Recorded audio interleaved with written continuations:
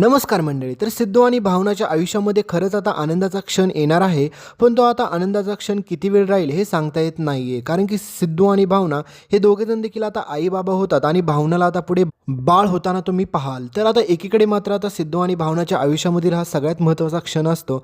म्हणजेच आता सिद्धू आणि भावना हे दोघेजण देखील आता आई-बाबा होणार असतात. आणि दुसरीकडे मात्र तुम्हाला माहितीच आहे की त्यांच्याच घरामध्ये नीलांबरी पण आहे आणि नीलांबरीने ओपन चॅलेंज केलेलं असतं सिद्धू आणि भावनाला, की मी तुमचं बाळ ह्या जगामध्ये जगूच देणार नाही आहे. कारण की तिला असं वाटत असतं की सिद्धू आणि भावनाला जर बाळ झालं तर त्याच्यानंतर तिच्या आयुष्यामध्ये तिला जो मान सन्मान हे सगळ्या गोष्टी हव्या असतात त्या कोणत्याच भेटणार नाही असं तिला वाटत असतं. आणि हाच मूर्खपणा तिच्या आयुष्यामध्ये तिला नडतो आणि त्याच्यामुळेच मात्र ह्या नीलांबरीची आजपर्यंत कोणतीच स्वप्न पूर्ण झालेली नसतात आणि तिचं सारखा हाल ह्याच गोष्टीमुळे चालू असतं. तर महत्त्वाचा मुद्दा मित्रांनो पुढे असा असतो की जयंत कानिटकरचा पर्दाफाश आता सर्वांसमोर होईल का? सगळ्यांना जयंतचं सत्य समजेल का? हा प्रश्न तुम्हाला पण पडलाच असेल ना. कारण की आता तुम्हाला वाटत असेल की आता जानूकडे सगळी इन्फॉर्मेशन आहे, जानूला सगळं आठवतंय, जानूच्या आजीला सगळं आठवतंय आणि इव्हन दो जानूच्या आजीला बोलता पण येतंय. त्याच्यामुळे आता तुम्हाला वाटत असेल की जयंतचा पर्दाफाश लवकर होईल आणि लक्ष्मी श्रीनिवासला सत्य समजल्याच्या नंतर जयंतला योग्य ती शिक्षा पण होईल, असं सगळं तुम्हाला वाटत असेल. पण तुम्हाला माहितीच आहे की या दळवींच्या लोकांनी आत्तापर्यंत कधी चांगलं झालं आहे का त्यांचं? कारण की मित्रांनो त्यांची एकच चूक असते, ती लोकं स्वतःला शहाणी समजत असतात. म्हणजे जानू एकीकडे स्वतःला शहाणी असं समजत असते, जानूला वाटत असते की त्या जयंतने जसा जसा माझ्यासोबत आत्तापर्यंत त्याने माझा छळ केला त्याच प्रकारे ती पण त्या जयंतचा छळ करणार आणि त्या सगळ्या गोष्टीतून त्याचा बदला घेणार.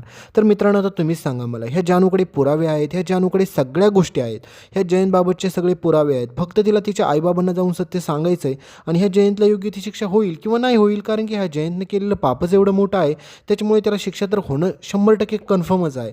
पण मित्रांनो आता ह्या जानूची अक्कल तर बघा ना, जानू म्हणत असते की मी एकटी मिळून त्याला शिक्षा देईल. म्हणजे आता ही एकटी काय त्याला शिक्षा देणार आहे? म्हणजेच पाहायला गेलं मित्रांनो की या ठिकाणी पूर्ण चूक तर अशी दिसून येते ह्या दळवींच्या लोकांमध्ये, म्हणजेच त्या जानूची आणि तिच्या एकटीमुळे आणि सोबतच तिच्या त्या आईमुळे म्हणजेच लक्ष्मीमुळे बिचाऱ्या विश्वाचं आयुष्यच पूर्ण उद्ध्वस्त नसतं झालं तर विश्वाचं पूर्ण घरच उद्ध्वस्त झालेलं असतं. कारण की जानूने त्या महामूर्ख जयंतसोबत लग्न केलं. दुसरीकडे लक्ष्मी आणि श्रीनिवासचं डोळे झाकून त्या जयंतवरती विश्वास आणि त्या जयंतबाबतच्या सगळ्या काही गोष्टी तुम्ही पाहिलेच असेल. आपल्या विश्वाच्या आईने देखील लक्ष्मीला सांगितल्या होत्या, पण या लक्ष्मीची बुद्धीच बघा ना किती झालेली असते चांगली. म्हणजे पुढं तिच्या डोळ्यावरती पट्टीच बांधलेली असते. तिला वाटत असते की जयंत कानिटकरसारखा माणूसच चांगला नाही आणि त्याच्यामुळे बिचाऱ्या विश्वाच्या आईला पण स्वतःचा जीव गमवावा लागलेला असतो आणि ह्या जानूच्या नादापायी बिचाऱ्या विश्वाने सईसोबत ठरलेली एंगेजमेंट ती देखील मोडलेली असते. आणि त्याहीपेक्षा महत्त्वाची गोष्ट म्हणजे हीच असते की विश्वा आणि त्याच्या भावांमध्ये देखील आता त्या दोघांच्या नात्यामध्ये दुरावा निर्माण करण्यामध्ये ह्या दळवींच्या लोकांच्या म्हणजेच लक्ष्मीचा आणि सोबतच मात्र ह्या जानूचा सगळ्यात मोठा हात आहे. तर पुढे आता सिद्धू आणि भावनाच्या आयुष्यामध्ये हा आनंदाचा क्षण असतो. तर दुसरीकडे आता जानूला जयंतचं सगळ्यांसमोर पर्दाफाश करायचा असतो. तर त्या नीलांबरीला सिद्धू आणि भावनाचं बाळ ह्या जगामध्ये येऊ द्यायचं नसतं, म्हणजे त्याला जगू द्यायचं नसतं. पण मित्रांनो फायनली आपले सिद्धू बाबा आईबाबा होतात आणि त्या दोघांना देखील बाळ होतं. पण मित्रांनो सगळ्यात महत्त्वाचा मुद्दा हाच आहे की आनंदीचा.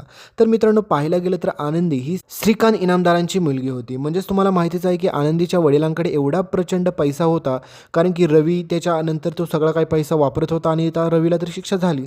मग त्याच्यानंतर ह्या आनंदीच्या वडिलांकडे एवढा सगळा पैसा आहे आणि त्याला स्वतःची मुलगी पण सांभाळता येत नसेल तर ही किती मोठी चूक दाखवलेली आहे.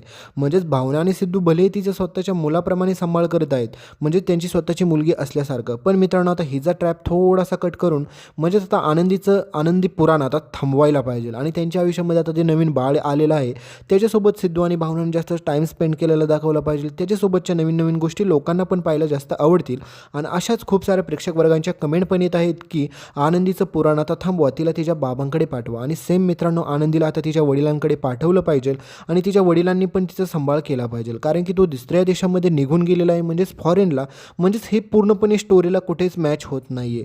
कारण की असं स्वतःच्या मुलीला कोणी दुसऱ्यापाशी सोडून जाऊ शकत नाही कायमचं, भलेही पुढच्या व्यक्तीचा कितीही जीव असेल आणि काही जरी असेल तरी. त्याच्यामुळे श्रीकांत इनामदारांनी इथं भारतातच आलं पाहिजे आणि त्यांनी त्याच्या मुलीचा सांभाळ केला पाहिजे. यावरती तुमचं मत तर नक्कीच मला सांगा. तर दुसरीकडे मित्रांनो आता सिद्धू आणि भावनाच्या आयुष्यामध्ये हा आनंदाचा क्षण आता सगळेजण सेलिब्रेट करतात. पण आता ही आनंदी पुढे तुम्हाला पाहायला भेटेल की अशा गोष्टी बोलते की त्याच्यामुळे भावनाला आता हर्ट होतं. म्हणजे सिद्धू सारखा मजेमध्ये म्हणत असतो ना भावनाला की आता बाळ आल्याच्या नंतर तुझं नवऱ्याकडे लक्ष कमी होईल, आता तू माझ्यासोबत पहिल्यासारखं नाही राहणार. तर भावना म्हणत असते की काही बोलता सिद्धिराज तुम्ही, मी असं का करेल. पण मित्रांनो तुम्हीच एक गोष्ट सांगा, आता आनंदी पण लहानच असते तर आनंदी म्हणते की आई नवीन बेबी आल्याच्या नंतर तू तर मला विसरूनच जाशील, तू सारखी त्याची काळजी घेशील, त्याच्या जवळ राहशील. म्हणजेच तुम्हाला एक गोष्ट कळते का, तर आता भावनाचं डिस्ट्रॅक्शन होणार पूर्णपणे. भावनाला नीट समजणारच नाही की आनंदीकडे लक्ष देऊ की त्या माझ्या बाळाकडे. बाळाकडे लक्ष देऊ.